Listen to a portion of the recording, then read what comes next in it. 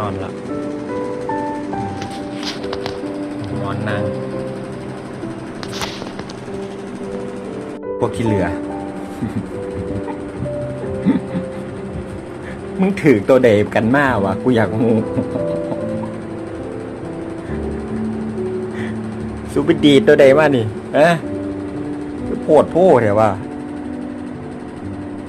เป๋ากูก็บ้าง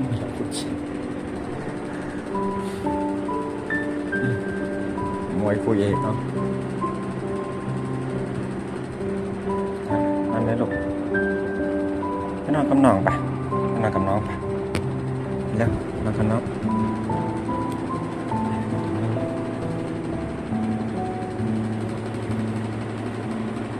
ทำกับต๊อบให้มันอีกเนาะไปนอนน้องนอนแล้วนะไปนอนเร็วๆน้องนอนแล้วเร็วไปนอนน้องนอนแล้วนะเสียงหัวหน้าเก่ง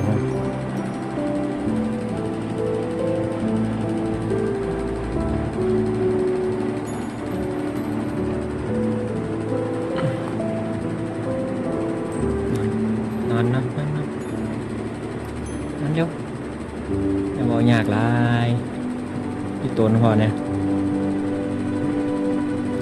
เก่ง3 วิ